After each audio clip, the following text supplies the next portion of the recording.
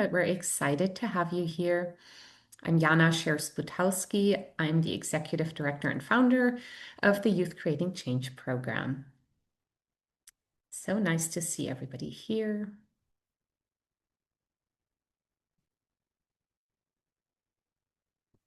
And again, we're just giving everybody a second to join.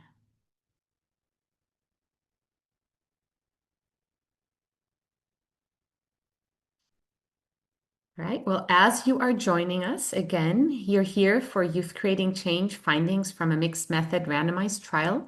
Youth-centered approach reinforces protective factors for adolescents with notable benefits for LGBTQ+ youth. I'm Jana Scherz-Butowski. I'm the Executive Director and co-founder of Youth Creating Change. We're really excited to have you. And I think we're going to get started. All right, well, wanted to start with, here we go. Just a note that this webinar is going to cover suicide prevention. We are going to show some youth creative PSAs, and we're going to talk about a lot of heavy subject matter. So we want to make sure that you're taking care of yourself. Take deep breath throughout the webinar. Maybe take 5 minutes to take a deep breath, step outside after the webinar. You can always call or text 988 to reach the Suicide and Crisis Lifeline as well. So as we dive into this topic today, we're happy you're here and we're excited to share some information first about Youth Creating Change. And then for most of the presentation today, I'm going to turn it over to my colleague and friend, Pam from NYU, to take us through the findings. So let's start with an overview of what is Youth Creating Change. Youth Creating Change was founded on the idea that stories, storytelling, creative expression are some of the most powerful tools we have to engage youth, to give youth a voice, to put them at the center of mental health and suicide prevention conversations that we need to have in our communities, in our schools. Our programs encourage young people to be courageous and genuine, using their creative talents and artistry not only for self-expression, but to make a difference as well.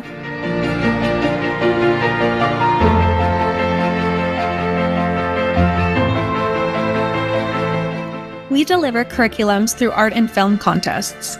Youth apply what they learn to film and art projects, have discussions with their peers, and showcase their projects in schools and communities. Youth express what they are going through and their hope for the future through the lens of their culture. They left behind their world to find a better one for my sister and I.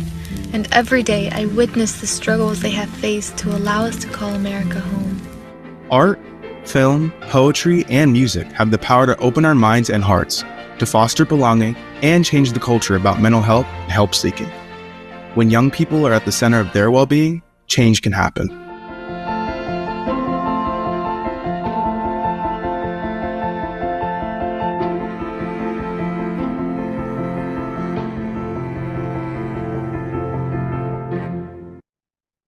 So as you saw in the video, we are a nonprofit organization. We have actually been around for 14 years, and we deliver arts-based mental health and suicide prevention curriculums through film and art contests. We are delivering these with a focus on our Learn, Apply, Share model. Young people learn about the topics, they apply them to 60-second PSAs, and by having conversations about the topics. And then the PSAs are shared with other young people to spark conversations in schools and in communities. We also have a focus on awareness and education. We have toolkits available. We have a youth council, and we focus a lot on helping other organizations or other campaigns create youth, kind of authentic youth co-creation models. We offer a lot of trainings on the back end to CBOs, schools and districts, to create safe spaces for youth. We also offer support after a youth suicide death, and have a range of workshops and resources for parents. So we encourage you to visit our website to learn more about these. We have these curriculums. So suicide prevention is our core curriculum, and that's what we're going to focus on today. We also have mental health through the lens of culture, Walk in Our Shoes, which is for our middle school students. And so excited, this year was the year we were able to introduce a substance use category as well.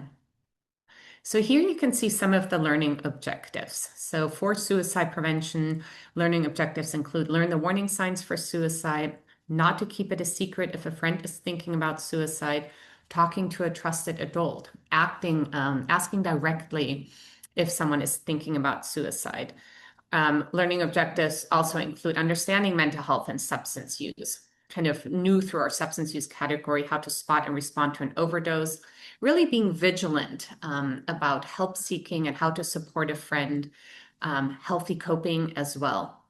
And so we want to take a moment to really show you how the curriculum works. How do we go from these learning objectives, which are delivered through lesson plans by reading the submission criteria, to having young people apply them to their work. So we're going to start with a few films just to see how different learning objectives are translated into films. And you'll see in the wide variety of PSAs and with the few samples we're going to show how youth make them their own. They all learn the same curriculum, but they all translate it and deliver it in the way that's true to their identity and to their authentic self. So this first one is from Upland High School in San Bernardino County.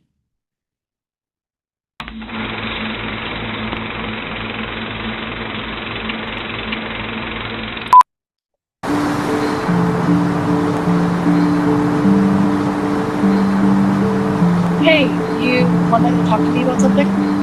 Yeah, something's been on my mind for a while. You can talk to me about it. Anything that's been bothering you. It's not about me, it's about you. What? You've been different. You've never been so calm before. No one knows how you're doing because you never want to hang out anymore. You stopped doing the things you loved. You gave away all your stuff. Your room doesn't even look the same. Everyone thinks you're fine, but I know you're not. I'm scared for you. Are you thinking of suicide?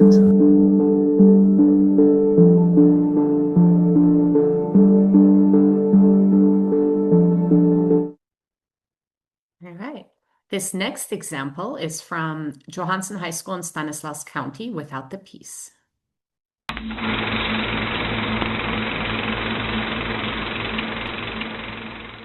Ever feel like the picture would be fine without you?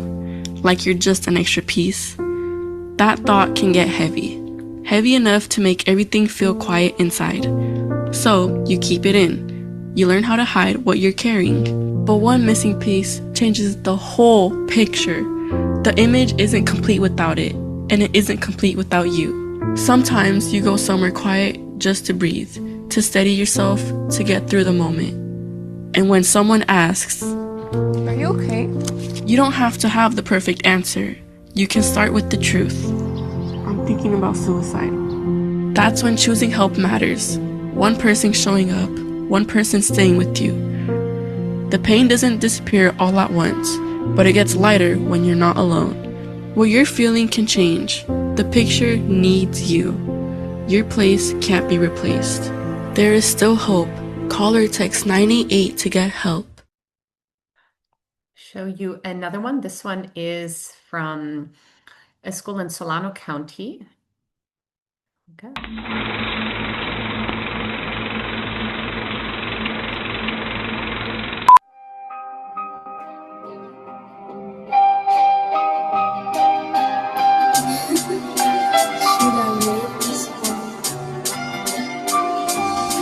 Desde morros, él me seguía a todos lados, con esos ojos llenos de respeto, como si yo tuviera todas las respuestas. Nunca le hablé del peso en mi cabeza, del miedo que me quitaba el sueño, de las noches fingiendo que todo estaba firme. Aquí no le habla de sentimientos, se habla de aguantar, de no rajarse y de guardarse todo por dentro.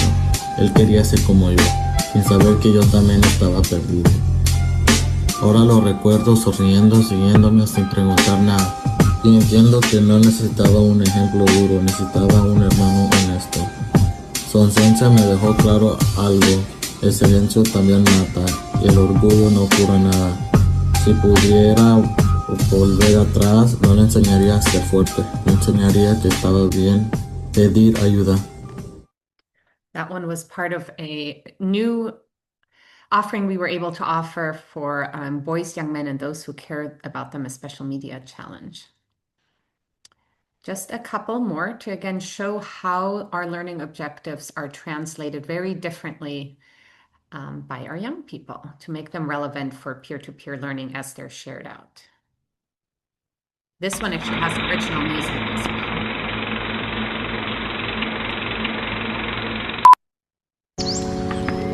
Hey, great shot, Jacob. Great shot, man. Keep it coming. Hey, Coach, can I talk to you for a sec? Yeah, what's going on? It's about my friend Eric. It's just not the same. He plays basketball and he's one of the best on the team, actually. I was told that he quit, and he even tried to start a fight today. He's usually a grade A student, but I saw one of his tests, and his grades have really been dropping.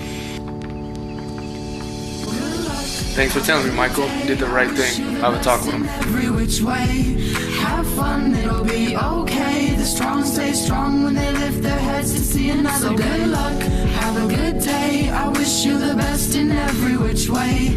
Have fun, it'll be okay. The strong stay strong when they lift their heads to see.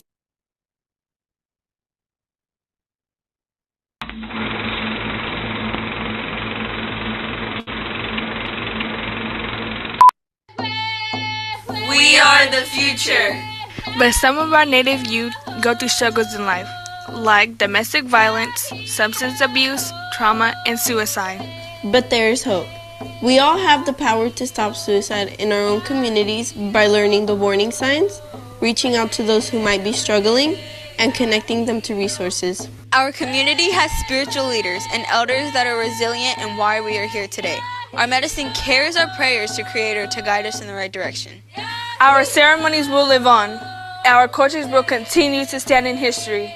Our stories will eventually end, but not today. The community needs all of our voices. We are traditional dancers. Resilient. Powerful. We are the answer to our ancestors' prayers.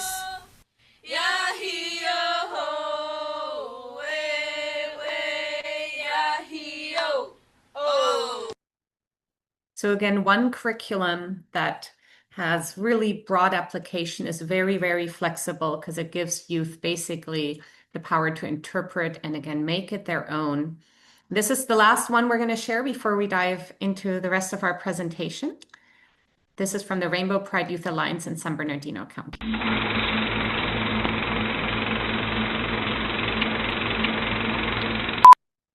Listen, man, I heard about what happened. I'm really sorry. You know, I've noticed since then that you've been distancing yourself and isolating, and you just seem angry. You know, I gotta ask, are you thinking about suicide? Yeah. I just wish I could find my community. Well, if you're looking for community, I know exactly where to go. Come with me, fool!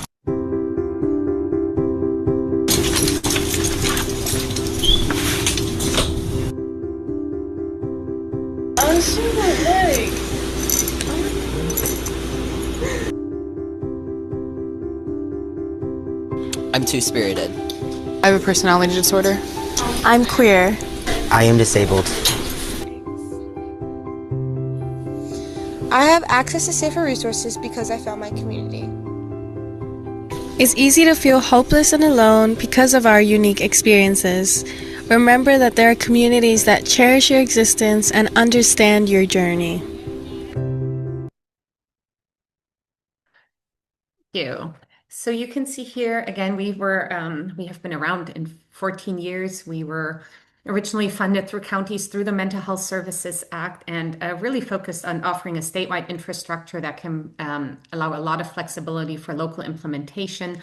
The areas in green here you can see were all counties that youth submitted films from last program year. On average, we reach about 3,500 youth directly with our curriculums. We receive about 1,200 PSAs, and then exponentially a large number of community members and additional youth are reached by viewing the films or youth-led events that are happening. We do encourage you. We do have our digital toolkit up on the website. It has a lot of youth-created PSAs and art pieces that you can share out as you're celebrating Mental Health Awareness Month. We also have our red carpet award ceremony. So if you are in LA, please join us. It's a very festive event, film screening, where we recognize these amazing achievements by our young people. And we do have a prompt. So if you're working with young people, our prompt, funded by the California Youth Behavioral Health Initiative and CDPH, is "What is your word?" And it's very specific around what do boys, young men, and those who care about them in one word for better mental health.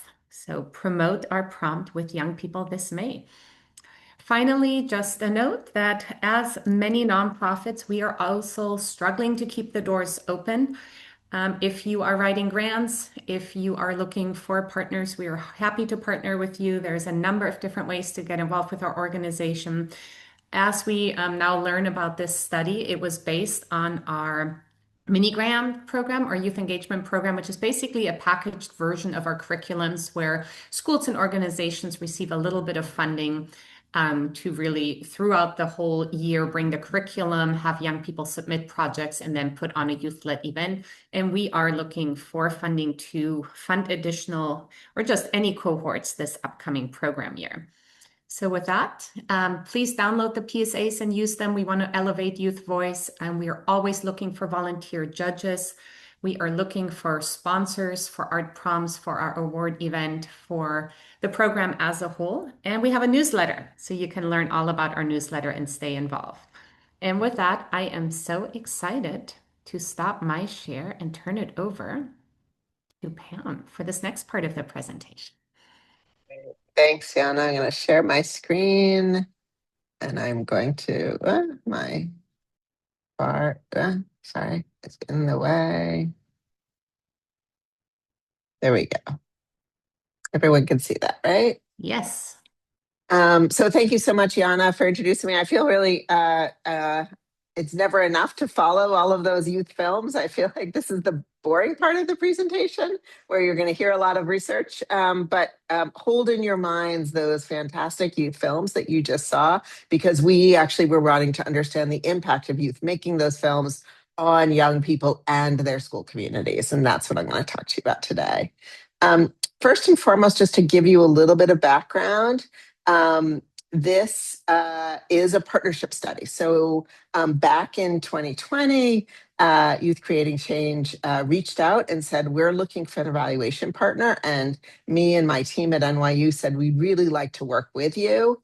So this is an effort where we are working together, NYU with Youth Creating Change, where we're really learning as researchers about how Youth Creating Change sees the program, what their intended targets are, and then we designed a study around what they were doing so that there was really close alignment between what we were asking kids about and what the program was trying to do. In the old days, I think folks didn't do these kinds of university agency partnerships, and we had a lot of sort of what I would call failed studies, failed experiments, because they weren't close enough aligned. So we've really tried to sort of tie this together. Our team, of course, collects data, analyzes those data, interprets the findings, but we keep sharing that information back with the Youth Creating Change team so that they can continue to revise and adapt their program and share that information out to the folks who are involved and actually doing the work on the ground.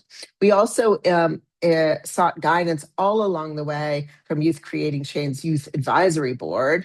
We met with them several times a year, got guidance on what they thought on what we might expect from impacts of directing change from their perspectives of having been prior participants in the program. We asked them about the kinds of data and surveys. They reviewed our surveys and said, yeah, these items I don't think young people will understand, but you're missing this whole set of items here. And I'll share some of that along the way. And then most recently, we shared our findings. We asked them what they mean. So we're really trying to get information all along from young people who are involved in the effort. There's sort of three phases of this work, and I'm going to talk about the first two and sort of hope for the third. The first was really a pilot phase where, like I said, back in 2020, the Youth Creating Change team reached out, said, we are looking for an evaluation partner. we said, sure, we'd love to work with you. And we started developing what I called sort of a pilot study. It was an initial sort of qualitative effort to really understand the mechanisms of directing change from prior participants. I'll share some of those findings. We then together wrote a grant to the William T. Grant Foundation and got funded. This is a major foundation, a very prestigious foundation, really that focuses on improving the lives of young people, and particularly about reducing what they call inequality for young people who are struggling. This was one of their first suicide prevention studies that they had ever done. They were very excited about it. And we've shared the findings back with the foundation as well. And we are seeking funding for a third phase of our effort, where we have an application that is under review at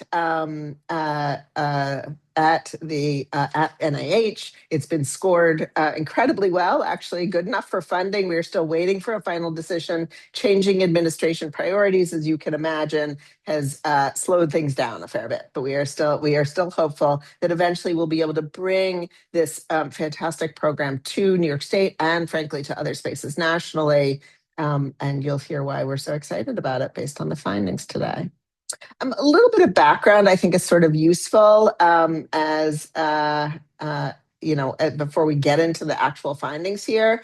I think there's sort of this basic conundrum that happens with suicide prevention, particularly in schools, that schools are really an important place to put suicide prevention programming sort of as a first place. Of course, we should have clinical treatments as well, but we have to get kids into clinical treatments, right? And we have to help kids to be identified. And often kids are in school spaces. And so it's a very important, what I call a universal platform for reaching adolescents. But the challenge, of course, is that schools are trying to do a lot of things, and their first and foremost sort of activity, right, goal, target is not suicide prevention, right? Schools are really set up as academic institutions to teach kids things, maybe to support their social emotional learning along the way. Suicide is sort of the fifth, sixth, 10th thing down the list in terms of supporting young people. The other thing I just want to sort of highlight is that suicide prevention programs, there's some that target adults, teachers, staff members, and those are the most common ones that schools are implementing. There are a few, but very relatively few, that target youth directly, but those are the ones that seem to have the strongest, most positive effects in reducing what I would call sort of suicidal antecedents, right? The kinds of things that we think are important for reducing suicide risk among young people. The challenge there is, there's very few programs that have some evidence of efficacy, have research on them. None of those programs are free to schools. Many of them are sort of complicated to implement. You have to hire sort of a bunch of trainers and those kinds of things. Or you have to get a lot of people, teachers and students on board in terms of delivery. And often they're really not tailored to person and place. I'm not saying exclusively, but they're often not. There's sort of a packaged program that everybody has to sort of do in the same way. What I think is really interesting about directing change, as you'll see, is its sort of flexibility and tailoring, its ability to really be tailored in that way. The other piece of findings I just want to highlight is background, because I think it really relates to youth creating change. Findings just came out, I think it was last week, this week, maybe it was actually earlier this week. This week's gone by really fast already. I don't know if you saw this headline in the New York Times about youth suicides declining after the implementation of the national hotline, that actually suicides among young adults have dropped most sharply in states that actively embrace the 988 crisis line.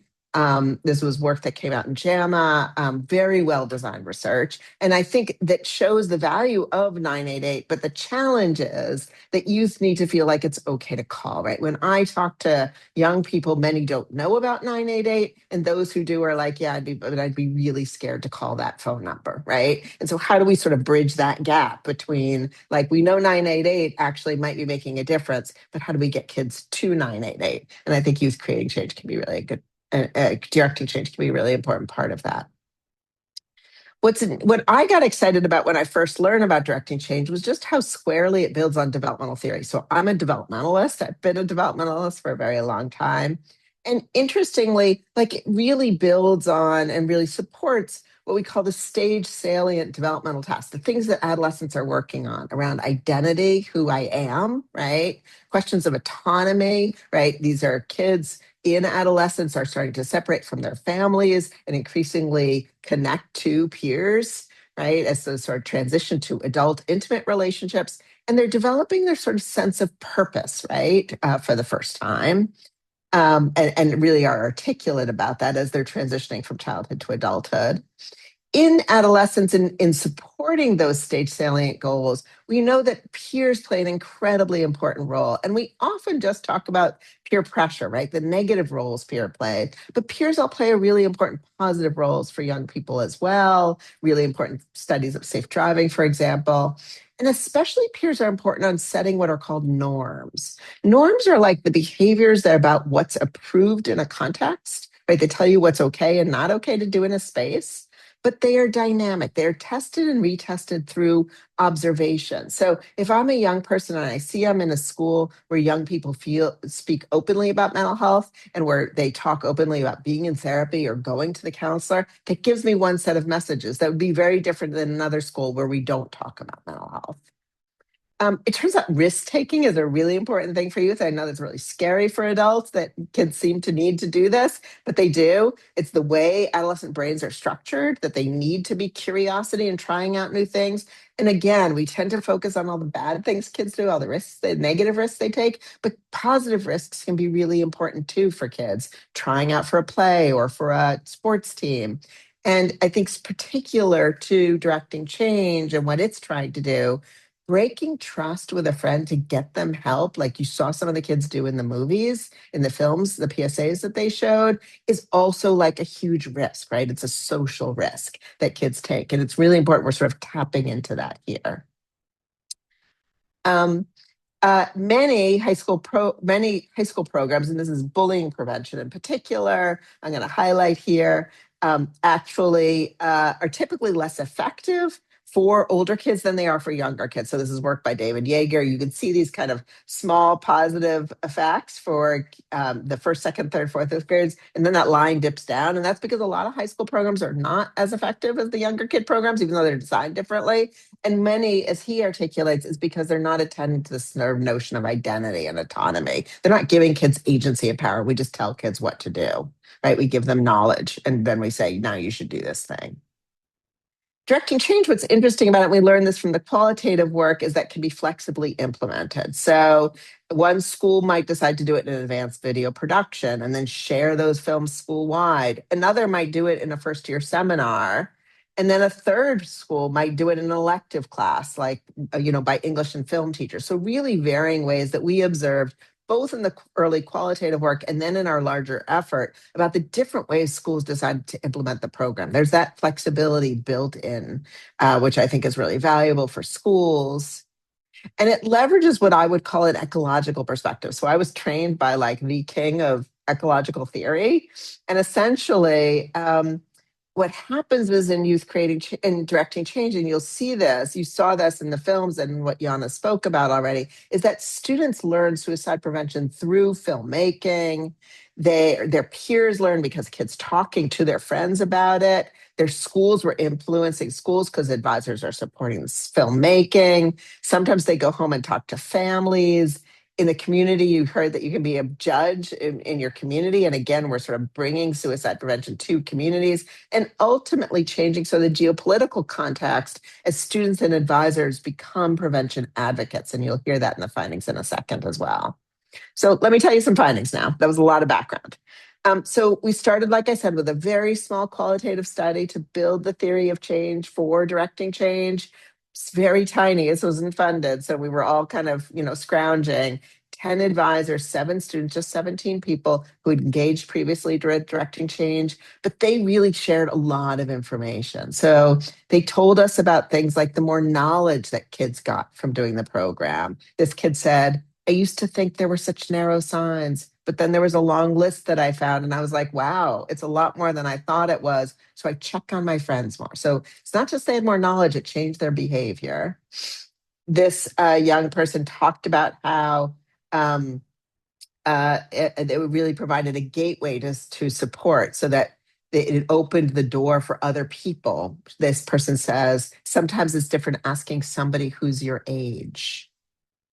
We also found, norms were really changed. This is one of the things we were really excited about in the qualitative work. You'll see this again in the quant work. It was one of those things where no one talks about it, like just go to the counselor. After directing change, we showed the film and talking about it. Everyone was talking about it in a different way. And I love this line. It wasn't just like a, quiet hush thing. No one was really scared to talk about it anymore or say big words like suicide anymore.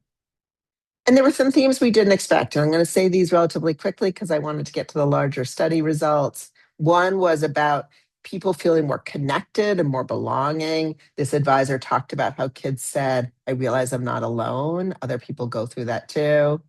And the last piece I just want to highlight, we didn't see this in the larger study, but these kids who had participated for multiple years really talk about how they emerged as leaders. So there are some programs like Sources of Strength, for example, that they choose leaders before the program starts. These are the kids we want you to do the mental health program with. Directing change sort of works much more organically, right? So that a young person who might be a filmmaking kid, like I'm in video production class because I love making films, kind of falls into the mental health work and then is like, oh my God, I just realized I can do all these things. What's from going me to be the next step? This was a kid that really struggled before that. So they sort of emerge as leaders through the program. But I want to get to the larger study. So let me turn to that now. So it was a cluster randomized trials. What that means is that, just like we're testing, like we might test a medical drug by randomizing people, here we randomize full schools to either get the program, and in our case, get the program in year 1 or get the program in a second year. So it was called a waitlist control design. I'll show it to you in a picture in a minute. It'll be much clearer. We did quantitative surveys before the program started and after the kids had made films and then disseminated them. We did a longer qualitative effort. And like I said at the beginning, we had a youth board. But the schools were all across the state of California, which was hard for us in New York, I will say. Let me show you this in a picture form. It's going to be much easier. So basically, what would happen is we had 40 schools, 35 to 40 schools. I'll tell you all that in a second. 35 schools. Let's just hold in our head for a second. We did a baseline survey with all of them. After they did the baseline survey, we randomized them to either get the program 1 year, and then the treatment assigned schools did the program. They began the program in the winter. They made the films. They submitted them to the contest and then shared them with their schools. Right after they made the films, we went back out to the schools kind of at the end of the year in April, May. It was very fast. We gave them another survey, just like the baseline one. And then we went back the following year. Turned out that was a very hard thing to do. So I'm going to focus on the findings from the spring follow-up. A lot of the kids were now all over the place. They weren't all in a single classroom. High schools are tough places to do research. And control assigned schools then, after we finished collecting all our data, went and did the program. So you can sort of see how this all works. So everybody got directing change. We had a crisis protocol, right? Really important. We did ask questions about both mental health issues, but also suicide risk. And we identified suicide prevention liaisons at every school before we went out. We told them we were going to come out. I'm going to come out next Tuesday to do the survey. And then within 24 hours, we sent them an email after we did the survey and said, these are the kids that we've identified as being at risk. And they could identify it either because they answered suicide questions on a survey. They said at the end of the survey, can someone come check on me? We had a little like, how was this for you? Happy, sad face. Do you want to be checked on? Or if we had part-time data collectors went into schools and handed out tablets. And if they came up to them and said, hey, I'd like to talk to somebody, we connected them. And with that, we connected a bunch of students, 400 students across all the survey efforts, about 15% of our students with indications. I have to say a lot of schools were like, thank you so much for raising this kid with me. We didn't know about them before, and we're now talking to them and really checking on them more. So that was thing, and that happened in both the treatment and the control schools.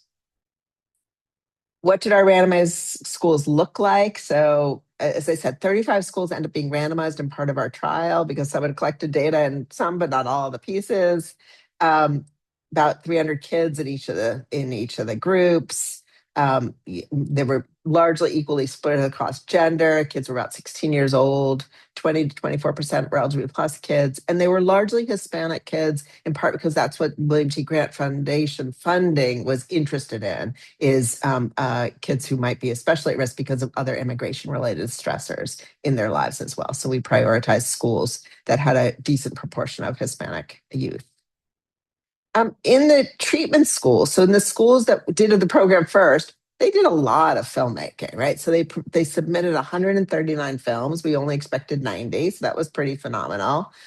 1,500 kids received a lesson. 4,000 people attended outreach events, and nearly 11,000 people were reached from all the mini grade activities. So what I think is also really important to know is that even in a small number of schools, only 18 schools, you can reach a lot of people because of the spread of the program. Then we went out and collected information and surveys. So we collected information on things like norms. This is a really important measure for us. We're going to spend a second on it. So they had items like, if I was really upset and needed help, I believe that a counselor would help me. So I believe this is a space where I can go to somebody and ask for help.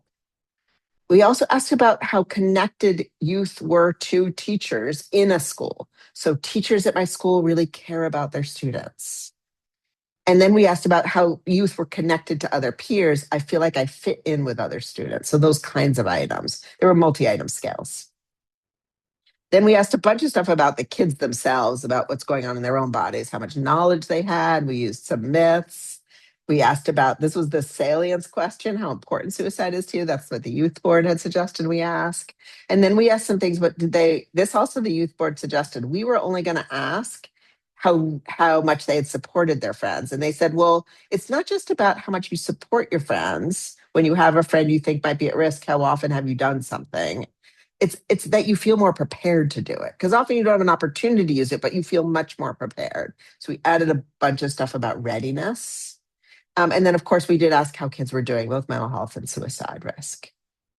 And then in interviews, we went out, so we did the surveys, but then we wanted to do longer qualitative interviews, which we did the following year with just 4 schools.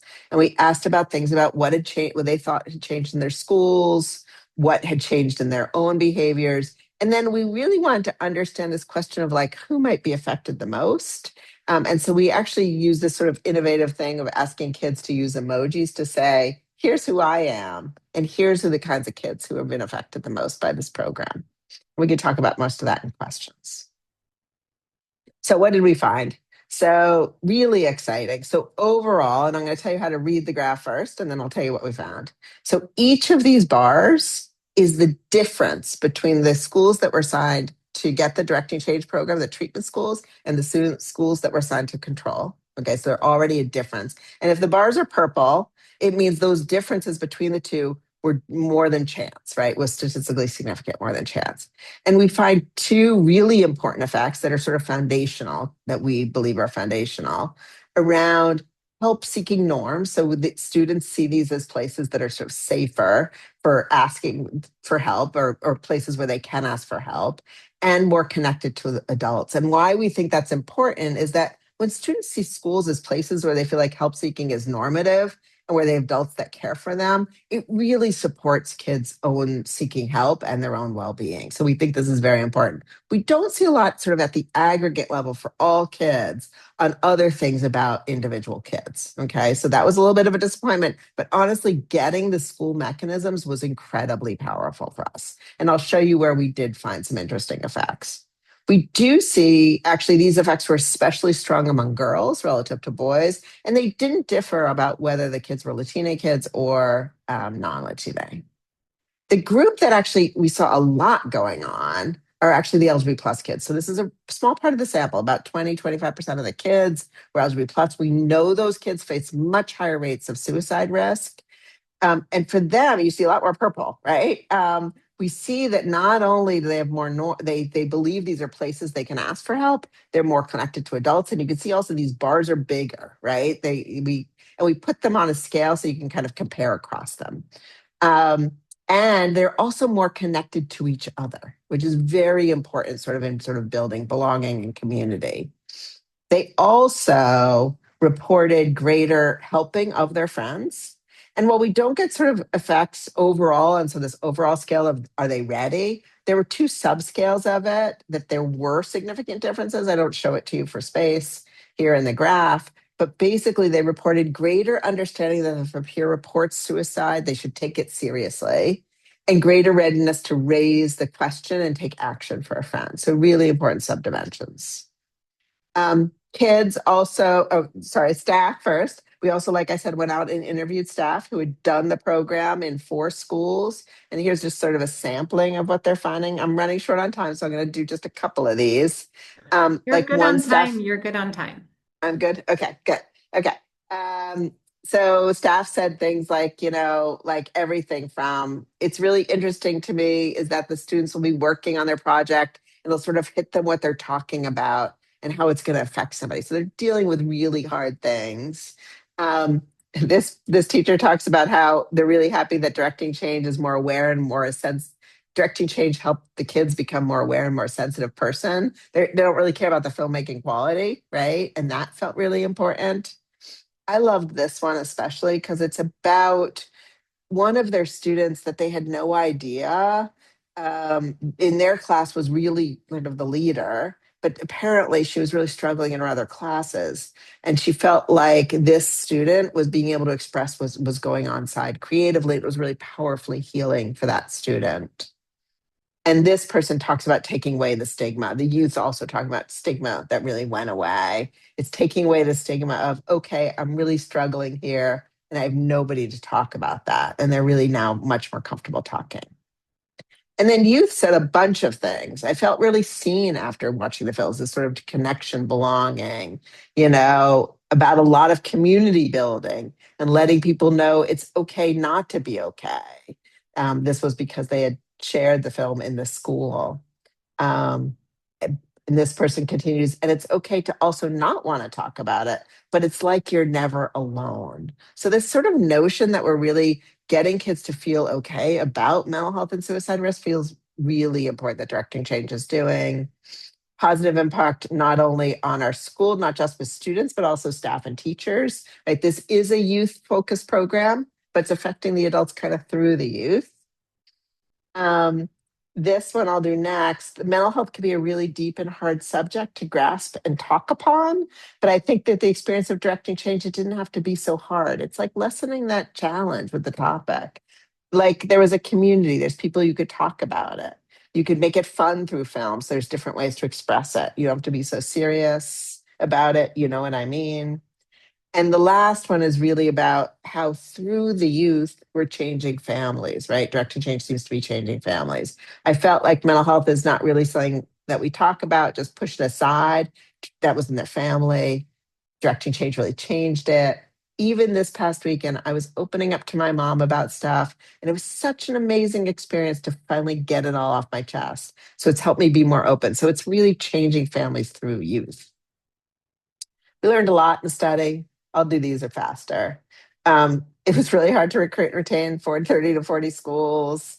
We lost some schools, schools closed. There was a student death. We weren't going to survey kids in the middle of schools grieving. That was really important to be sensitive about those issues, those tragedies that happened, rare as they were.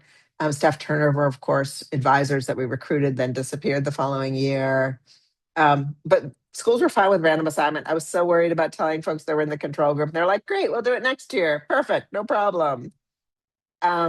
Coordination with teachers are so busy and they have so much on. My heart goes out to them. And sometimes, like we were like, hi, can we get a class period to do this? And it was hard to fit us in to what else is going on in a school. And sometimes we handed out tablets or they did it on school computers and I think they were doing their homework or something else. So it was hard to get all the students to do the surveys. We did try to follow up with kids who graduated when we went back the following year. That was terrible. We got very low response rates. We ended up dropping that sample. Our idea I told you about the effects for kids who participated. Our original idea was we wanted to also understand effects for kids that didn't. And it was very hard to do both groups.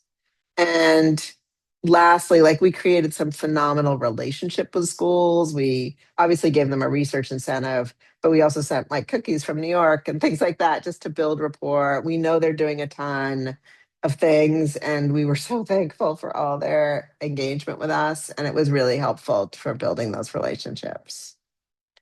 I'll just end with a couple things that we're doing next. Like, we really want, so surveys are great and great for these large scale studies of, this was 565 kids and such across 35 schools.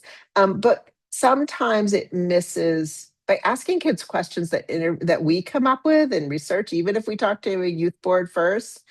We're missing some things that kids might bring to the table themselves. And so there's an effort, something called photo voice, where you say, go take a picture of what you're doing, come back and talk to us about the pictures. And it gives them some props and it gives them some time to really reflect. We're going to be doing some of this. We're piloting it now. And we're hoping that as we bring the program to new places like New York, we can really embed that. And even there's another technique we call ethnodrama. I have a colleague who basically takes qualitative interviews, puts them in a play form and shares them with a community, and then says, well, what did you hear in this conversation now that I've turned it into a little like script, a little play? And so it really allows us to keep getting feedback from young people and from communities in a much richer way than we've been able to do so far. So what does this all mean for you? I think that if you are you're all here because you care about kids' mental health and suicide. So I would just encourage, and I think a lot of you know this already, but I'm just going to reiterate sort of where I come out on all this, is that it's really important, given the failure of high school programs, to attend to developmental needs of autonomy, give kids agency and power, and give them ways to put their own selves in whatever programs you deliver. That peers are not scary things. Like, we actually should be encouraging connection with peers. Kids are going to do it anyway. And we really need to figure out ways for kids to support each other. They want to do this already together, right? They kind of move in posses, right? So to speak, right? And really important to sort of leverage that positive role that peers can play. I think it's really important to infuse those prevention messages, not just in schools or classroom or a single place, but really try to figure out how do we get it out into families and schools and communities and neighborhoods, et cetera. I think Directing Change is special that way. I worry about really constrained programs for schools. I think like I said, they're doing a lot already. Think about whether the program will be tailored. Directing Change is special that way. Some of the other programs similarly let kids do kinds of their own activities. I think that's really important because it gets some more local tailoring. And then most importantly, and I think this is where Directing Change really shines, like, it's really important to change the places youth are in. So we really want to change norms, make them safe places for help seeking and connections, and especially for kids most at risk. And all this sits in my center called ARCADIA. Keep in touch with us. I'm going to stop here so that we can get to questions. Thank you. Let me actually check the Q&A box. I don't see any questions in the Q&A box. If you have a question for Pam, please put your question in the Q&A box. We have one in the chat, and they're asking, did anyone report a negative impact, Pam? Yeah, so we didn't see any negative impacts at the aggregate level, right? So we're really looking at, I will say that when we talk to kids, when we talk to young people and to staff, we didn't hear a lot of, certainly there's like operational challenges sometimes in some schools or challenges, administering our surveys. But schools, youth, and staff did not talk about negative impacts, unintended consequences of the program. We looked at that really carefully, especially in that first qualitative study that we did before we launched the larger evaluation. And then at the aggregate level, we don't see negative effects. So we don't see increases in distress or suicide risk at all in ways that, frankly, it was very important to continue to look at and test, right? We only see these sort of very positive effects really at the sort of how schools are functioning level. Thank you. Does anybody else have a question about the study or about the program? Again, you can put it in the chat. You can put it in the Q&A box. We'll give it just a second. While we wait for questions, Pam, do you want to talk a second about how you involved our youth council?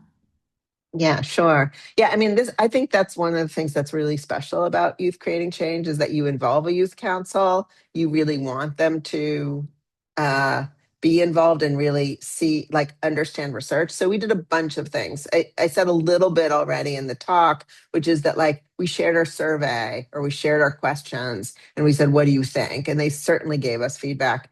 We also saw them as really important recipients of, like, what's research and how do you do a randomized trial and why would we randomize group schools rather than just follow schools over time. And so we did a little bit also with them about, like, for those that were interested in engaging in research, what research could look like. And particularly research that is, like I said, sort of partnered between university people like me that do sort of evaluation studies and folks like you that, like, do really important on the groundwork in delivering programs to young people.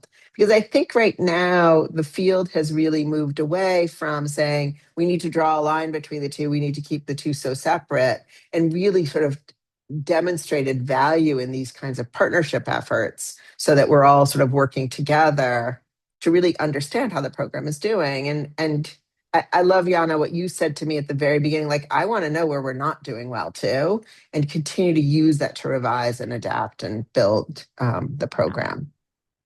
We do have a couple more questions. One is, does this program work for middle school students also? I'll have Pam answered from a research perspective. I can say we do reach a lot of middle school students annually through our program. We have a tailored curriculum and we do very basic surveys, and especially fifth, sixth graders seem to really engage well with the topics. From a research perspective, however, Pam. Yeah, we haven't gotten to the middle schoolers yet. I would love to do a new study of the middle schooler program. Um, I think there the complication is, so we did something really interesting. I didn't talk about this much with the high school version of the program, is that because the kids were already dealing with very hard, because the kids were mature and they were already making the film, so they were dealing in hard topics. We, our institutional review board, our IRB at NYU, agreed to do something that's called a waiver of parental consent. So the young people consented to participate themselves as if they were, and the parents were all told about the study. And sometimes schools wanted parents to be able to opt out their kids or do other things. And we added anything a school wanted or a district needed, but we didn't formally ask. Our IRB did not have us, every parent, say, yes, my kid can participate. For younger kids, of course, we'd want to involve parents much more heavily in the research activity. That means it would need to be a sort of much more complicated effort in terms of gathering all those forms back. You can imagine forms sit in backpacks, right? It's very difficult to do that. I would love to be able to study more this program in middle schoolers, in large part because we know much less. We don't know tons about high school programs, but we know much less about middle school programs. There's a few out there that people are really excited about, but most don't have sort of rigorous evidence behind them. Yeah. We have one more question. Were there any comments that suggested youth who made films that this experience changed what and how they post on social media like TikTok? That is like a type of mini PSA. Yeah, fascinating. It's a great question. Honestly, we didn't ask that, although I'd love to know more about that as well. Um, it's interesting. I mean, there are, I could imagine that, if there was a particular, like one of your calls that was particularly around posting and other kinds of things, I could imagine that being sort of a more central piece of all of this. And there are some really interesting guidelines for young people around posting. There's a woman in Australia who has a program called Chat Safe, developed with youth. Those are great guidelines that youth developed for safe messaging online. I don't know that it's a central focus of the Directing Change program. And we didn't ask at all, but it's a great other piece. We do. I mean, our central part of our focus is we begin with safe and effective messaging guidelines that all young people are trained in before they make PSAs. And it's really around how is your PSA going to impact somebody who's vulnerable? So always looking at it through kind of the safety lens. And so all young people that go through our program are trained in those safe and effective messaging. And for many, they have self-reported to us, this has influenced how they're messaging in work they're doing outside of Directing Change as well. But that is a core part of every youth that Yeah. goes through the program learns about the messaging guidelines, and really not just these are them and you can Yeah. get disqualified, but this is why it matters because you want to do something good and this is how you inadvertently could cause harm. So. Yeah, I will say it reminds me, Anna, there was a quote from a young person I remember from the interviews we did, and I forget whether it was from the qualitative study or the later study, who certainly talked about ways in which, oh, I realized I can't use certain kinds of words. I don't want to use things like crazy. I want to figure out how to use words that are much, it's not just like two things I can't say. It's like really about sharing and talking about the topic in a very sort of respectful graceful way. So I will say we did get some of those from the interview conversations, but didn't ask directly in the surveys. Be a great additional piece for the next study. We have one more question. Love that you have this data so that this falls into evidence-based rather than this sounds like a cool project. If schools see the value in that sense, they are more like, oh, this is a comment. We love this comment. It's not a question. Yeah. But yes, it's not just a cool project. It has some evidence behind it now, and it makes it more likely to be supported. So yes, we love Yeah. that. Yeah. I mean, I will say, like, that's what I was so excited about is when I learned about directing change, I was like, people need to know how, like we need to understand the impact of this program and we need to test it in a way that's going to be absolutely rigorous and people will trust the results when we're done. So we're not arguing, are we sure this is due to the program? A randomized design is absolutely the strongest way to test that. Like some schools got it and some schools didn't. They were all the same at the beginning. And we made sure of that piece. And that is like it means that everything we find, it's hard to find effects, but everything we do find, we are really sure was due to directing change and not to something else, not to some other event that happened in the world or a different set of kids that decided to do the program. All these schools wanted the program and all these schools and actually the other thing I'll just say, and we do have more questions, Pam. I just want to let sorry. you know. That's okay. It was just in a few months, right? So you realize we did baselines, right, in like November, randomized December. We collected follow-up data in like April. Like it was just in 4 months you see this change. Lots of changes happening in a very short period of time. So one more question is, beyond the important IRB protections, any other dilemmas, concerns, or strategies that emerged around collecting identifiable survey data, particularly given Latina populations, LGBTQ plus populations, and the many contextual challenges being faced? I mean, yeah, we certainly made very clear to the young people, obviously to our IRB, obviously to the schools, and obviously to our young people, how confidential the information they were sharing was, except in the context of suicide risk. What's interesting on the LGBT plus thing, and I think why kids were so honest with us, is we didn't immediately say, what is your identity? We said, first, in your own words, how do you describe your identity? Open-ended.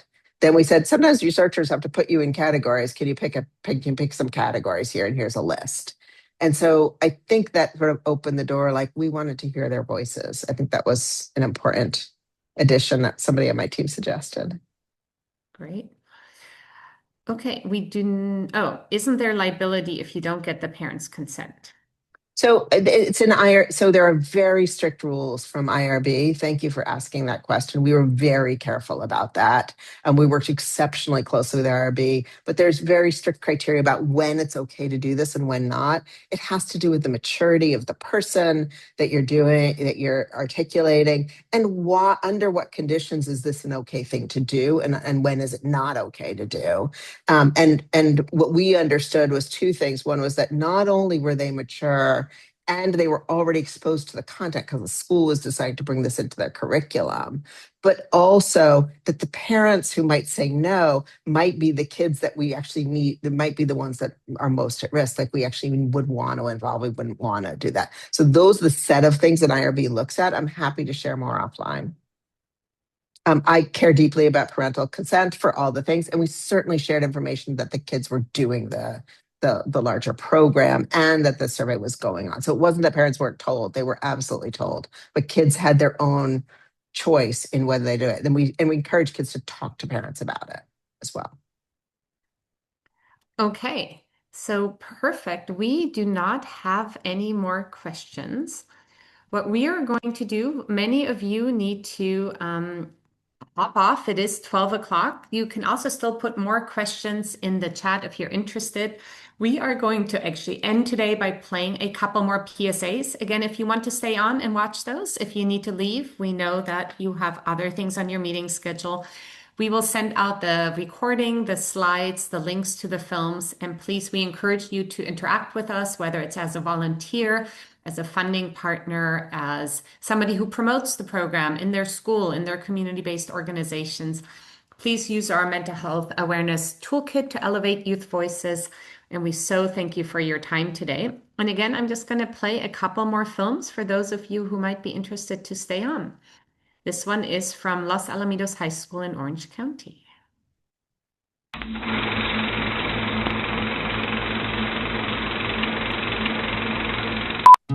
Why do people judge those who don't fit into someone's beliefs? Hey Mom, I just finished my homework. Do you need help? How do you tell those who you love the most you yourself are different? No, mijito. Yo estoy bien. Tú sal, tú haz tus cosas. Ve, diviértete. I am the oldest, the man of the house. I will grow to marry a beautiful woman, have kids, and support my family. Because that's what's accepted. That's what I've grown to know as normal. ¿Para cuándo la novia? ¿Por qué te vistes así? Sé un hombre. I keep hiding who I am. But I can't. Not anymore. Would you still love me if I was different? Pues claro, eres mi hijo. With courage and vulnerability, I opened up. And so can you.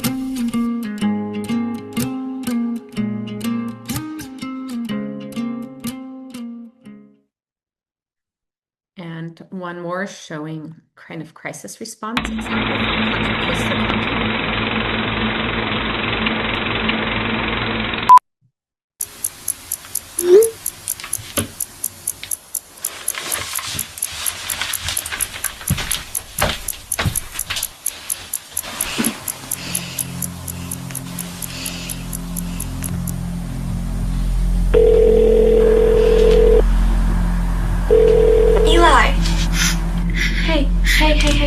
Hey, it's okay. Just breathe with me, okay?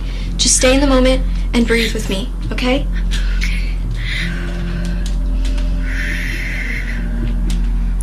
Do you want to talk about it? I don't think I can be by myself right now. Eli, are you thinking about suicide? Yeah. Okay, listen, I'm on my way. Try to ground yourself, notice what's around you, breathe, and I'll be right there. Hey, it's okay, I'm here now. Thank you. Call or text 988 to reach the Suicide and Crisis Lifeline.